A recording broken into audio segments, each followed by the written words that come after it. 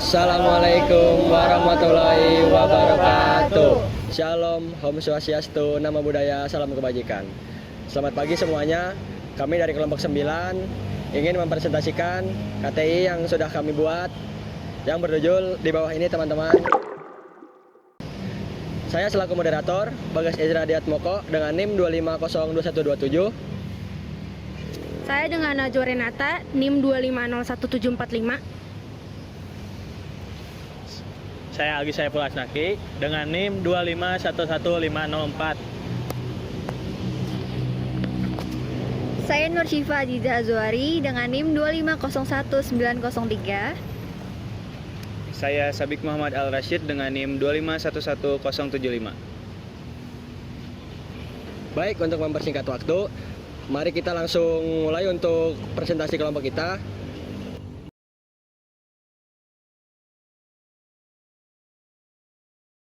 Oke, langsung saja mari kita bahas alasan mendasar kenapa penelitian ini penting untuk dibahas.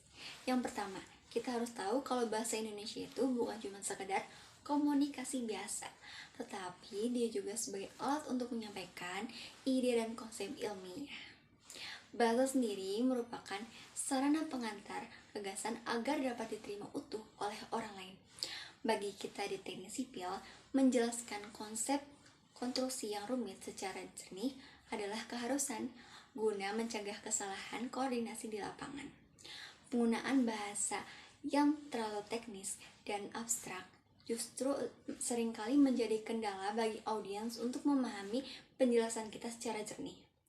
Oleh karena itu, kita memerlukan strategi kebahasan yang menyederhanakan aspek teknis melalui analogi, agar pesan kita bisa objektif, efektif, dan tidak memicu kesalahpahaman.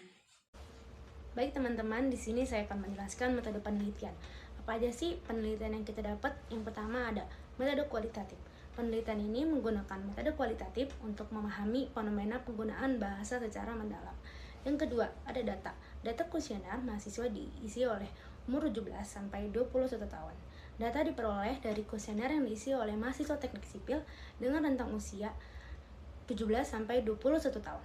Yang ketiga, ada teknik observasi, wawancara, dokumentasi. Data dikumpulkan melalui observasi, wawancara, dan studi dokumen untuk mendapatkan informasi yang lebih lengkap.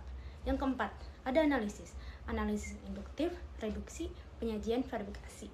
Analisis dilakukan secara induktif dengan tahap reduksi data, penyajian, dan penarikan kesimpulan. Baiklah teman-teman, kali ini saya akan mempresentasikan mengenai hal. Yang pertama ada mayoritas menggunakan istilah teknis. Berdasarkan hasil penelitian, sebagian besar mahasiswa teknik sipil menggunakan istilah teknis dalam menjelaskan materi. Hal ini dilakukan agar informasi yang disampaikan lebih jelas, tepat, dan sesuai dengan konteks pembahasan di bidang teknik sipil. Yang kedua ada menggunakan analogi untuk mempermudah. Mahasiswa juga sering menggunakan analogi atau perumpamaan untuk menjelaskan suatu konsep yang cukup rumit. Cara ini mempermudah materi untuk lebih gampang dipahami, terutama untuk orang yang belum familiar mengenai istilah-istilah di teknik sipil. Yang selanjutnya ada menyesuaikan bahasa dengan audiens. Cara penyampaian mahasiswa tentu berbeda, tergantung dengan siapa mereka sedang berbicara. Jika dengan sesama mahasiswa teknik sipil, mereka cenderung menggunakan bahasa teknis. Namun, jika dengan masyarakat umum, bahasa yang digunakan harus dengan bahasa yang lebih sederhana dan mudah untuk dipahami. Yang keempat ada variasi kemampuan komunikasi.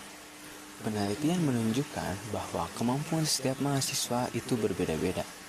Ada yang sudah percaya diri dan mampu menjelaskan materi dengan sangat baik.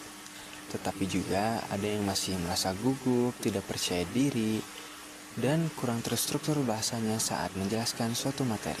Dan yang terakhir, masih ada kendala dalam kejelasan. Beberapa mahasiswa masih memiliki kendala saat menyampaikan suatu materi secara jelas. Hal ini terjadi biasanya karena penggunaan istilah yang kurang konsisten, atau karena penjelasan materi yang kurang runtun. Oleh karena itu, mengapa audiens terkadang sulit memahami mengenai maksud yang disampaikan? Jadi, di sini saya akan membahas sebelumnya yang sudah dibahas. Nah, di sini ada jenis strategi kebahasaan. Jenis strategi kebahasaan ini dibagi menjadi 3. Yang pertama adalah leksikal, atau bisa disebut istilah teknis.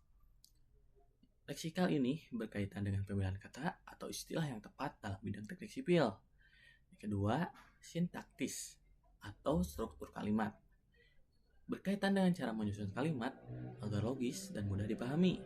Yang ketiga, diskursif atau alur penjelasan. Nah, diskursif ini berkaitan dengan bagaimana penjelasan disusun secara runtut dari awal hingga akhir. Nah, mungkin jenis strategi kebahasaan sampai sini. Lalu materi yang disampaikan selanjutnya akan disampaikan oleh teman saya.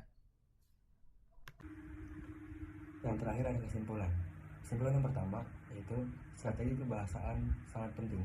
Penelitian ini menunjukkan bahwa keberhasilan mahasiswa teknik sipil menjelaskan konsep konstruksi kompleks tidak hanya ditentukan oleh penguasaan materi saja, tetapi juga oleh kemampuan mengelola bahasa secara efektif. Bahasa menjadi jembatan utama untuk mengubah konsep teknis yang rumit menjadi penjelasan yang mudah dipahami. Yang kedua, mahasiswa sudah adaptif tapi belum optimal. Mahasiswa teknik sipil telah menunjukkan kemampuan adaptif melalui penggunaan istilah teknis, analogi, serta menyesuaikan bahasa yang disesuaikan dengan audiens. Namun masih ditemukan kendala seperti penjelasan yang kurang runtut, penggunaan istilah yang terlalu kompleks, dan kurangnya konsistensi dalam penyampaian informasi. Kesimpulan yang terakhir yaitu perlu pengembangan kemampuan komunikasi. Oleh karena itu, kemampuan komunikasi dan retorika itu perlu terus dikembangkan agar mahasiswa tidak hanya unggul dalam memahami konsep konstruksi saja, tetapi juga mampu menyampaikan gagasan secara objektif, transparan, sistematis, dan komunikatif kepada berbagai kalangan.